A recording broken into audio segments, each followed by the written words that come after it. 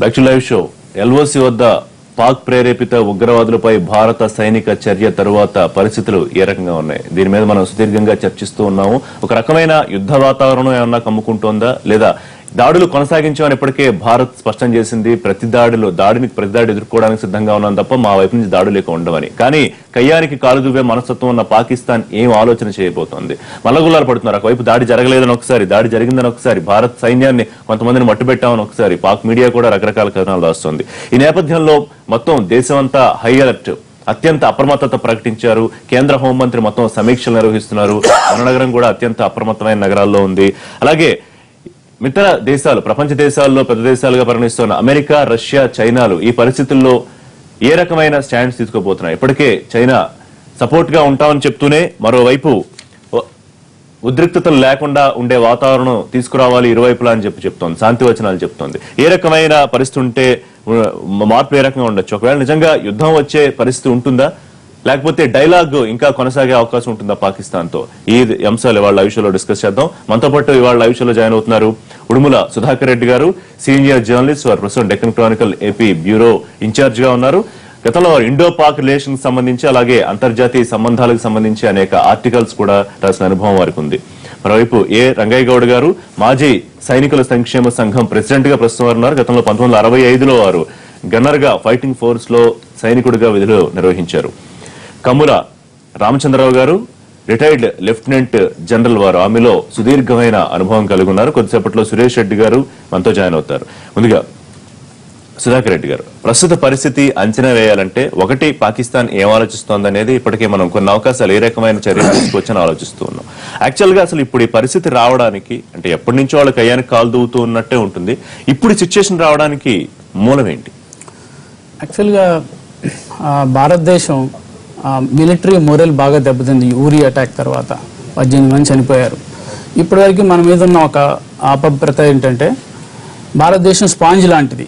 అంటే ఎంత అటాక్ చేసినా, ఎంత కొట్టినా మనం తీసుకుంటున్నాం, మనం రిటాలియేట్ చేయట్లేదు. పాకిస్తాన్ కన్నా అన్ని విధాలుగా శక్తి సామర్థ్యాలు ఉన్నప్పటికీ మనం ఎదురుదాడి చేయట్లేదు అనేది ఒక అపభ్రత మనకుంది. అది సాఫ్ట్ స్టేట్ అనే ఒక చెడ్డ పేరు కూడా మనకు తెచ్చింది. అయితే మోడీ ప్రభుత్వం అన్ని రకాలుగా ఆలోచించి దీనికి ఒక జవాబు చెప్పాలి, నైతికత పెంచాలి ఆర్మీలో, పాకిస్తాన్కి దీటైన జవాబు చెప్పాలనే ఉద్దేశంతో ఈ సర్జికల్ స్ట్రైక్స్ చేయడం జరిగింది. అయితే ఈ సర్జికల్ స్ట్రైక్ చేస్తున్నప్పుడు అనేక ఆప్షన్స్ని గవర్నమెంట్ వెరిఫై చేసింది. అంటే పాకిస్తాన్ ఎలా ఎదురుదాడి చేయొచ్చు, పాకిస్తాన్ ప్రతీకార చర్యకు ఏదైనా ఉపక్రమించవచ్చా, ఈ అన్ని అనలైజ్ చేసిన తర్వాతే ఇందులోకి దిగారు. అయితే ఇప్పుడు మనకి ఇన్ని చర్చల తర్వాత పాకిస్తాన్ ఎలా రియాక్ట్ అవ్వచ్చు అని మనం ఆలోచిస్తున్నప్పుడు ఇప్పుడు కొంత క్లారిటీ వస్తుంది. ఏంటంటే ఫుల్ స్కేల్ వార్, అంటే మొత్తం ఒక త్రివిధ దళాలు, నేవీ, ఆర్మీ, ఎయిర్ ఫోర్స్, వీళ్ళందరూ ఇన్వాల్వ్ అయ్యే యుద్ధానికైతే పాకిస్తాన్ వచ్చే పరిస్థితి లేదు. ఎందుకంటే మనం అన్ని రకాలుగా బలీయంగా ఉన్నాం. సో ఇంకోటి పరిమిత యుద్ధం అంటే కార్గిల్ మాదిరిగా, దానికి కూడా అవకాశం లేదు. కాకపోతే ఒక లో intensity war at the borders లో ఒక లో ఇంటెన్సిటీ వార్కి, లో ఇంటెన్సిటీ కాన్ఫ్లిక్ట్కి అవకాశం ఉంది. అది కాకుండా ఇవాళ మన వార్తల్లో ప్రధాన హెడ్లైన్ చూసుకున్నట్లయితే భారత్లో ఉగ్రవాద దాడులు. ఎందుకంటే పాకిస్తాన్ నేరుగా యుద్ధం చేయటం మానేసింది.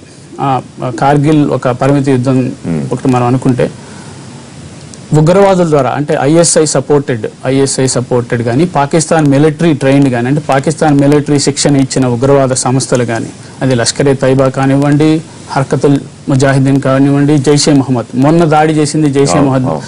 సో వీళ్ళకి ట్రైనింగ్ ఇచ్చి, వీళ్ళకి ఆయుధ సంపత్తి ఇచ్చి, వీళ్ళకి ఆర్థికంగా అండగా ఉండి పాకిస్తాన్ భారతదేశంలో ఎక్కడైనా ఉగ్రవాద దాడులకు పాల్పడే అవకాశం ఉంది అన్నది ఒక క్లారిటీ వస్తుంది. అంటే పాకిస్తాన్ నుంచి చొరబాటుగా వచ్చి ఉగ్రవాదుల దాడులు చేసేవాళ్ళు, అది కాశ్మీరు లేకపోతే సరిహద్దుల్లో మన నగరాల్లో, అట్లా కాకుండా ఇక్కడే ఉన్న కొన్ని జిహాదీ ఎలిమెంట్స్, అంటే మతపరంగా స్లీపర్ సెల్స్, వాటిని యాక్టివేట్ చేయడం. అంటే మనకి ఇప్పుడు ఈ మధ్య ఐసిస్ కూడా చాలా యాక్టివేటెడ్ గా ఉంది. ఇండియాలో కూడా ఇంటెలిజెన్స్ బ్యూరో అలర్ట్ రీసెంట్ గా కొంతమంది ఐబీ అధికారులతో మాట్లాడుతుంటే వాళ్ళు చెప్తుందంటే, India has to face one loan wolf attack. Loan wolf అంటే ఒక ఒంటరిగా ఉండి ఒక జనసమర్థ ప్రాంతాల్లోనూ ఇంకెక్కడో దాడులు చేసే టెర్రరిస్ట్ ట్రైన్డ్ అక్కడ సిరియాలో ట్రైన్ అయి వచ్చిన వాళ్ళు ఉన్నారన్నది వాళ్ళ. సో ఇలాంటి పరిస్థితుల్లో ఇది ఒక ఉత్ప్రేరకం. ఊరి అటాక్ తర్వాత మనం చేసిన సర్జికల్ స్ట్రైక్స్ ఈ జిహాదీ ఎలిమెంట్స్కి ఒక ఉత్ప్రేరకంగా మారే అవకాశం ఉంది.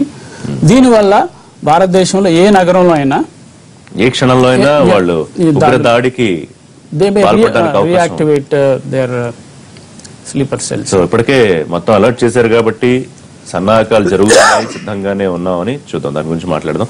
రైట్, రంగయ్య గారు మీకేమనిపిస్తుంది? ముఖ్యంగా సైనికులు ఆ వేళ ఉరి దాడి తర్వాత మరో దురదృష్టం ఏంటంటే మరి ఇంకొక సైనికుడు కూడా ఆయన మరణించాడు, 19కి చేరింది ఆ సంఖ్య చికిత్స పొందుతూ.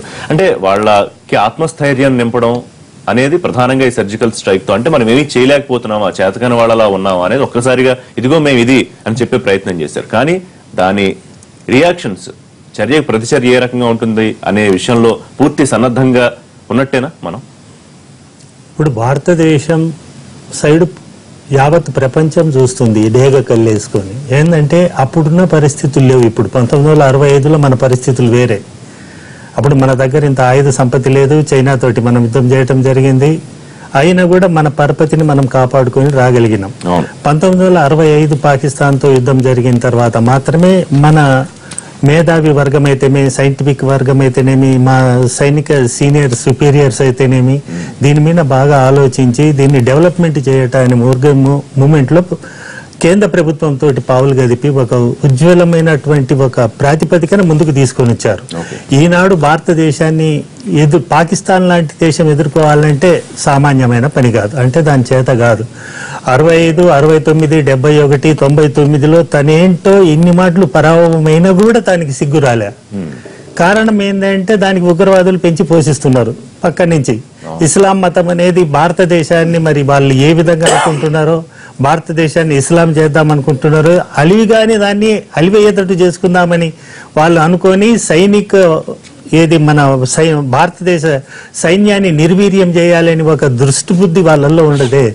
దాన్ని వాళ్ళు ఏ నాటి వరకు అయితే విడనాటరో అప్పటి వరకు వాళ్ళ దేశం బాగుపడదు. ఇతర దేశాల మీద డేగ కన్నేసి చూస్తుంది, మన ఉన్నతమైనటువంటి భావాలకు దెబ్బతీస్తుంది, మనం ముందుకు పోయే సందర్భాన్ని ఏదో ఒక విధంగా డిస్ట్రాయ్ చేయడానికి ప్రయత్నిస్తుంది. దీంట్లో మన ప్రభుత్వాలు అయితేనేమి, మేధావులు అయితేనేమి, మా సైనిక సుపీరియర్స్ అయితేనేమి, జనరల్స్, వీళ్ళంతా ప్రతి ఒక్కళ్ళు అటువంటి పరిస్థితిని క్రియేట్ కాకుండా చూడటానికి అనునిత్యం బార్డర్లలో ఆదేశాలు ఇస్తూ కాపాడుతూ వస్తున్నారు. ఇప్పుడు ప్రతి సైనికుడు కూడా సిద్ధంగా ఉన్నాడు. ఏంటంటే పాకిస్తాన్ అంటే ఏ భారత సైనికుడికి నచ్చదు. కారణం ఏంటంటే వాళ్ళు మా సైనికుడు వాళ్ళ చేతిలో పన్నాడంటే వాళ్ళు పెట్టరాని బాధలు పెట్టి నానాక రకాలైన హింస పెట్టి చంపుతున్నారు. అదే పాకిస్తాన్ మనకు దొరికితే మనం అంత స్థాయిలో వాళ్ళని అనటంలే. వాళ్ళ నుంచి ఎంతవరకు ఇన్ఫర్మేషన్ తీసుకోవాలన్నా అంతవరకు మాత్రమే తీసుకొని మానవుడిగా మనం గుర్తిస్తాం. కానీ వాళ్ళు గుర్తించకుండా చేయటము, మన పౌర జీవితానికి అడుగడుగున వాళ్ళు ఆటంకం కల్పించటము ఇది క్షమించని విధంగా ఉంది. మనము నిజంగానే ఈనాడు మన భారత పౌరులు, ప్రజలు, విద్యార్థులు అందరూ కూడా మాకు గన్నియండి, మేము పట్టుకొని మేము ఫైట్ చేస్తాము, వాడు ఎట్టొస్తాడో మన దేశంలోకి, మేము మీ వెనక ప్రభుత్వానికి అండగా ఉంటాం, మీరు ఎటువంటి పరిస్థితుల్లో ఈ ఉగ్రవాదాన్ని మాత్రం అంచాల్సిందే అనేటువంటి ఒక సదభిప్రాయం గట్టిగా ఇప్పుడు రావటంతో మోదీ గారు బ్రహ్మాండమైన చర్య తీసుకున్నారు. ఈ చర్యకు మాత్రం అందరూ జై చెప్పాల్సిందే, ఏంటంటే వేరే ఇదే లేదు. దానికి మనము ప్రతి పౌరుడికి మనం బలాన్ని చేకూరుస్తూ మన ప్రతి మూమెంట్ ఉండాలని నేను ఆకాంక్షిస్తున్నాను. ఒకటి, అలర్ట్ చేయడం అనేది ప్రభుత్వాల బాధ్యత, దాంతోపాటు మనం కూడా ఎవరికి వాళ్ళు ఇండివిజువల్ రెస్పాన్సిబిలిటీతో చాలా అలర్ట్ గా ఉండాల్సిన సమయం ఇది ఒక రకంగా. రెండోది, పాకిస్తాన్ మాట్లాడుతున్న మాటలు, చేస్తున్న వ్యాఖ్యలు, నిన్న కూడా కేబినెట్ మీటింగ్ తర్వాత వాళ్ళు అంటే మనం ఏదో భారత్ ఏదో దుశ్చర్యకు దిగినట్టు, దాన్ని వాళ్ళు ఏదో ఎదుర్కోవడానికి సిద్ధంగా ఉన్నట్టు, సరే సర్జికల్ స్ట్రైక్స్ జరిగాయని ఒకసారి, జరగలేదని ఒకసారి, అంటే ఎగ్జాక్ట్ గా వాళ్ళ మైండ్ సెట్ ఇప్పుడు ఏం చెప్తోంది అనుకోవాలి?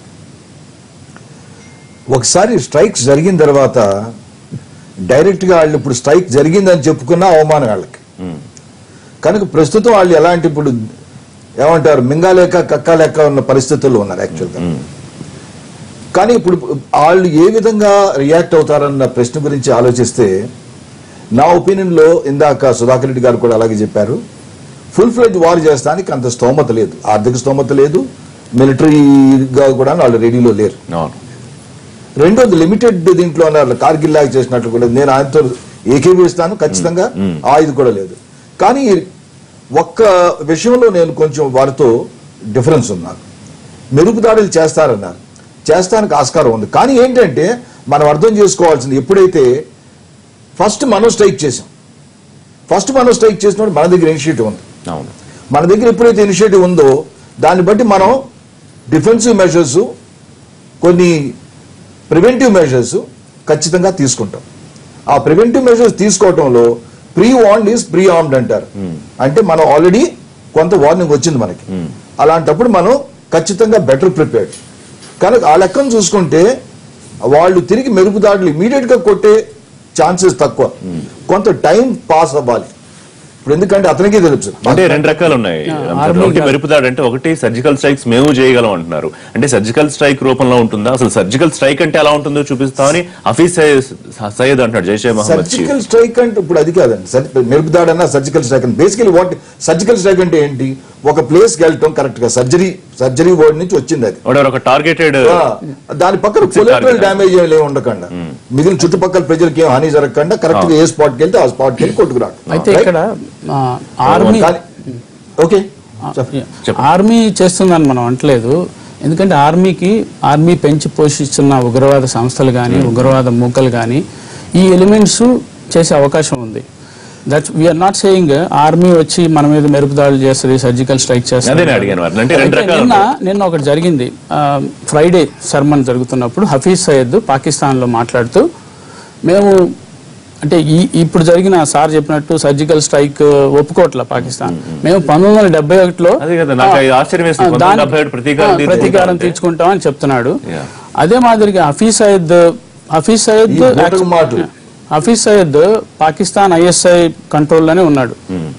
సో ఇంకొకటి మనం ఇవాళ అంటే ఇంగ్లీష్ పేపర్లు చాలా హైలైట్ చేసే, తెలుగు పేపర్లో లోపల పేజీలో వచ్చింది ఏంటంటే, హిల్లరీ క్లింటన్, అమెరికా అధ్యక్ష రేసులో ఉన్న హిల్లరీ క్లింటన్ ఒక ముఖ్యమైన ప్రకటన చేసింది. అంటే ఫిబ్రవరిలో ఆమె ఒక ఫండ్ రైజింగ్ క్యాంపైన్ లో ఆమె మాట్లాడుతున్నప్పుడు ఉన్న ఆడియో టేప్ బయటపడింది. అందులో ఆమె ఏం చెప్తుందంటే, పాకిస్తాను న్యూయార్క్ టైమ్స్ లో అణ్వాయుధ సంపత్తి పెంచుకుంటుంది పాకిస్తాన్. ఈ అణ్వాయుధ సంపత్తి ఎంతగా ఉందంటే, నేను I was just going through chief atomic scientist అనే ఒక జర్నల్ ఉంది. దాంట్లో వాళ్ళు ఏం చెప్తున్నారంటే, భారతదేశానికి అంటే మిగతా అన్ని విషయాల్లో పాకిస్తాన్ తక్కువగా ఉన్నప్పటికీ అణ్వాయుధ సంపత్తి విషయంలో భారతదేశానికి సమానంగా ఉన్న న్యూక్లియర్ వార్ హెడ్స్ అటు ఇటుగా సుమారు ఇండియాకి ఒక 130 అబోవ్ న్యూక్లియర్ వార్ హెడ్స్ 110-120 దాకా ఉన్నాయి. అదే కాకుండా ఈ మిసైల్స్ మీద అంటే వాళ్ళు చైనా నుంచి తెచ్చుకున్న మిసైల్స్ కానీ, కొంత దొంగలించిన సాంకేతిక క్షిపణి పరిజ్ఞానం కానీ, దీంతో వాళ్ళు ఏం చేశారంటే 66% ఆఫ్ దర్ వార్ హెడ్స్, వాళ్ళ వార్ హెడ్స్ లో 66% న్యూక్లియర్ వార్ హెడ్స్ ని ఆల్రెడీ మిసైల్స్ మీద మౌంట్ చేసి ఉన్నారు. అదే మాదిరిగా ఇండియా కూడా దాదాపు 56%, 54% మౌంట్ చేసింది. అయితే మనకి క్యాపబిలిటీస్ ఎక్కువ, మనకి నేవీ నుంచి, సీ నుంచి కూడా న్యూక్లియర్ వార్ హెడ్స్ వేయగల సామర్థ్యం మనకుంది. అయితే ఇప్పుడు ఈమె దీనివల్ల పాకిస్తాన్ ఆర్మీ మన మీద న్యూక్లియర్ వార్ చేస్తుంది అనేది కొంతవరకు అది అసాధ్యమైన విషయం. అయితే ఆమె చెప్పింది ఏంటంటే, ఈ ఉగ్రవాద సంస్థలు, ఎందుకంటే పాకిస్తాన్లో ప్రజాస్వామ్యం మేడిపండు లాంటిది, అంటే చాలా డొల్లతనం. మనం చూసుకుంటే ఇదే షరీఫ్ చాలా రోజులు జైల్లో ఉన్నాడు, తర్వాత సౌదీ అరేబియాకి బహిష్కరణ గురయ్యాడు ముషారఫ్ చేతిలో. తర్వాత ముషారఫ్ పరిపాలించాడు. అంతకుముందు బెనజీర్ భుట్టో, బెనజీర్ భుట్టో వాళ్ళ ఫాదర్, ఆయన్ని జైలు చేశారు, తర్వాత హ్యాంగ్ చేశారు. సో పాకిస్తాన్లో ప్రజాస్వామ్యం అనేది అది ఎప్పుడైనా కూలిపోవచ్చు. ఎవరు అక్కడ ఇండియాలో ఒకటే కమాండ్ ఉంటుంది. ఏదేంటంటే మనకి ప్రజాస్వామ్యయుతంగా ఎన్నుకున్న ప్రభుత్వాలు ఉంటాయి భారతదేశంలో, ప్రధానమంత్రి, కేబినెట్. అక్కడ ఏంటంటే చాలా పవర్స్ ఉన్నాయి. ISI, ఆర్మీ కూస్, మిలిటరీ కూ ఎక్కువ జరుగుతుంటాయి. దెన్ జిహాదీ ఎలిమెంట్స్ లో కూడా 2 రకాలు. అంటే భారత్ వ్యతిరేకంగా పాకిస్తాన్ అనుకూలంగా ఉన్నవి, పాకిస్తాన్కి కొన్ని ప్రాంతాల్లో కంట్రోల్ లేని ప్రాంతాలు, ట్రైబల్ ప్రాంతాలు. సో ఆమె చెప్తున్నది ఏంటంటే, ఒకవేళ ఈ జిహాదీ ఎలిమెంట్స్, ఈ ఉగ్రవాద మూకలు, ఈ ఉగ్రవాద సంస్థలు, ఎందుకంటే మనకి అల్ జవహరి, ఇప్పుడు Al Qaeda chief Osama bin Laden అక్కడే ఉండి చచ్చిపోయాడు అంటే మిలిటరీ ఆపరేషన్లో.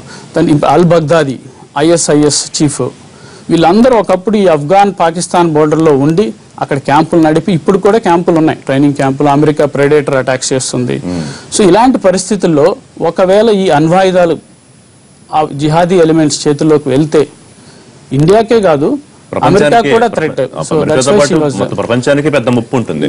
రావు గారు కానీ ముఖ్యంగా కాదు న్యూక్లియర్ గురించి ఒక్క నిమిషం మాట్లాడాలి ప్లీజ్. రైట్, ఫస్ట్లీ వాళ్ళ చేతులు ఫస్ట్లీ న్యూక్లియర్ వారెట్స్ వాడటానికి రెండు రకాలు ఉంటాయి. ఒకటేమో స్ట్రాటజిక్ వారెట్స్ ఉంటాయి, ఒకటి టాక్టికల్ న్యూక్లియర్ వారెట్స్ ఉంటాయి.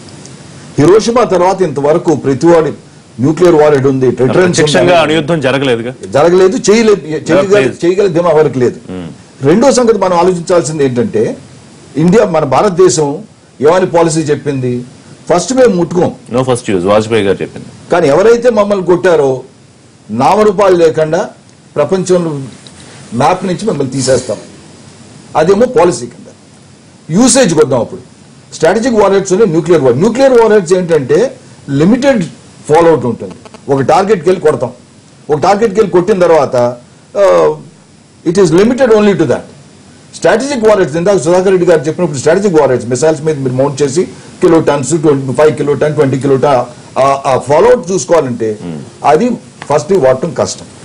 నౌ రెండోది, this is also fooling around to say that ఇప్పుడు ఏంటి ఉగ్రవాదుల చేతుల్లోకి వెళ్ళిపోతాయి. ఏమన్నా ఏంటి మెషిన్ గన్ అనేది ఉగ్రవాద చేతుల్లోకి బటన్ నొక్కితే ఫైర్ అవుతానికి.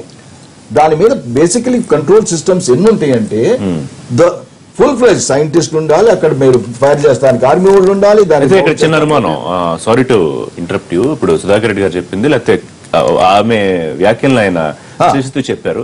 సో ఆ ప్రమాదం లేదా? ఎందుకంటే అక్కడ ఎవరైనా కూడా ఈ జిహాదీ కోసం యుద్ధం చేస్తాం అన్న వాళ్ళు సపోర్ట్ చేసే అవకాశం కానీ, ఎందుకంటే ప్రొసీజరల్ గా వాళ్ళు ఏం వెళ్లరు భారత్ లాగో మరో దేశం లాగో. సో ఆ ప్రమాదం లేదా అణ్వాయుధాలు యూజ్ చేసే విషయంలో? మనకి ఏక్యూ ఖాన్ అనే ఒక అణ్వాయుధాలు ఉన్న ప్లేస్ ఎవరైనా సరే it's the most well protected, guarded.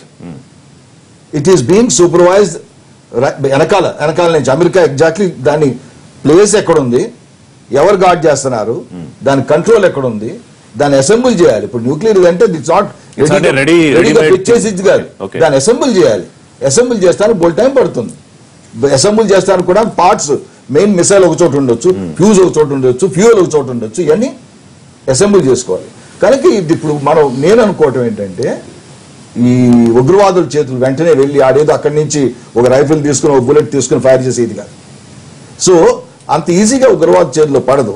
కాకపోతే ఏంటంటే ధమ్కీ ఇస్తానికి ఖచ్చితంగా వాళ్ళు అంటున్నారు ఉగ్రవాద చేతులు పెడితే ఏమవుతుంది.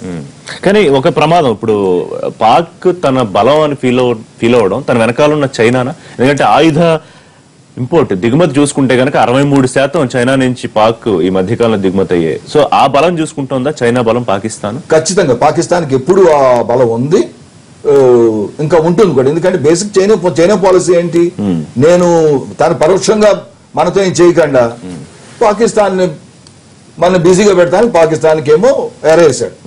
నీకు ఎకానమీ సపోర్ట్ ఇస్తాను, డబ్బులు ఇస్తాను, మిసైల్స్ ఇస్తాను, విమానాలు ఇస్తాను. రంగయ్య గారు, అంటే నా పాయింట్ ఏంటంటే ఉగ్రవాదాన్ని ప్రోత్సహించకపోతే కనుక పాకిస్తాన్కి అంత పెద్ద ఎత్తున అంత పెద్ద మొత్తంలో ఆయుధ దిగుమతి చేసుకోవాల్సిన అవసరం ఏంటి? ఎందుకంటే నిత్యం ఏం యుద్ధాలు చేయట్లేదు పాకిస్తాన్ ఎవరితోనూ. ఇంపార్టెంట్ ఏంటంటే పాకిస్తాన్ ఇతర దేశాలతో ఎక్కడ కూడా యుద్ధం చేస్తానని కానీ చేయబోతానని కానీ అట్లాంటి ప్రస్తావన ఎక్కడ లేదు. ఓన్లీ భారతదేశంతో మాత్రమే. భారతదేశం ఏంటంటే తనతోటి తోబుట్టు అన్నదమ్ములు లాంటి దేశం అయినప్పటికీ కూడా వాళ్ళల్లో ఈ దుర్బుద్ధి అనేది మొదటి నుంచి ఉగ్రవాదులు, ఇస్లామిక్ అనే దాని మీద ఉగ్రవాదులు ప్రేరేపించుకొని వాళ్ళను అండబెట్టుకొని మన దేశాన్ని ఎదురు దెబ్బ తీయాలనే చూస్తుంది దెబ్బ. దానికై అదైతే మన దేశం మీద ఎటువంటి పరిస్థితి తీయలేదు. కానీ దీంట్లో దురదృష్టకరమైనది ఏంటంటే మన మేధావులు, మా ప్రభుత్వాలు, కేంద్ర ప్రభుత్వం అనుకోండి, దాంట్లో మా సీనియర్ సైనిక అధికారులు, వీళ్ళందరూ ఒక ట్రాజడీగా పక్కా ప్లానింగ్ ప్రకారము దేశ భద్రతే ముఖ్యమనుకొని నడిచి జవాన్లు యుద్ధం చేసేది జవాన్, ఇది పక్కా గుర్తుపెట్టుకోవాలి. ఏంటంటే సిపాయి అనేవాడు మాత్రమే దేశ భద్రతకు కట్టుబడి గన్ను పట్టుకొని ముందుకు వచ్చి సైనికులతో యుద్ధం చేస్తాడు. అటువంటి వాడికి ప్రేరణ కల్పిస్తూ వాడికి వతాసు కలిపి బ్యాలెన్సింగ్ గా వాడిని నిలబెట్టుతూ శత్రువుల మీద పోరాడే ఇది వీళ్ళు కల్పించాలి. ఇప్పుడు మన అది ఉంటుంది కదా, జనరల్ గానే అది ఉంటుంది కదా. భారతదేశం పర్వాడిందా? దట్ ఈస్ ఇప్పుడు భారతదేశంలో ఏమైతుందంటే ఉన్నత వర్గాలు కొద్దిగా హైఫైకి అలవాటు పడిపోయింది. అంటే జీవన పరిమాణాలు వాళ్ళు పెద్ద ఎత్తున పెంచుకొని ఇసుక ఆరాం తీసుకోవటం కొద్దిగా ఎక్కువైంది. దానివల్ల ఏమైతుందంటే మనము వాళ్ళ మేధావి సంపత్తి సైనికులకు అందిస్తే చాలు, సైనికుడు ఏం చేయాలనో అది మనం చేయగలుగుతాం. మా సైనిక అధికారులు మా ఎంట అండదండగా ఉంటారు మనతోటి ఈ యుద్ధంలో. వాళ్ళు ఇచ్చే ప్రతి ఆదేశము దేశానికి, దేశ భద్రతకు అనుసంధానంగా ఉంటది కాబట్టి మనం ఆ యుద్ధం చేయగలుగుతున్నాం. ఈనాడు ఉగ్రవాదులు అనేవాడు వ్యతిరేకిపోయినారు. పాకిస్తాన్ మనం ప్రేరేపిత అంటున్నాం. ప్రేరేపితే కాకుండా ఇస్లాం అంటే జైషే తైబా అవి ఇవి ఇవన్నీ కూడా భారతదేశం మీద కక్ష కట్టే ఉండయి. వీటన్నిటిను దునిమాడియాలి అంటే మన వాళ్ళల్లో ఆలోచన పరిధి మారాలి, మన మేధా సంపత్తి పెరగాలి, సైంటిస్టులు వీళ్ళు మనకు గైడెన్స్ ఖచ్చితంగా ఇచ్చి చేసిన మాట అయితే భారత సేన ఒక పాకిస్తాన్ లోనే ఉగ్రవాదులను అందరినీ మట్టుబెట్టడంలో ఎక్కువ టైం పట్టదు. చిన్న బ్రేక్ తీసుకుందాం, లైవ్ షోలో బ్రేక్ తర్వాత చర్చ కొనసాగిద్దాం.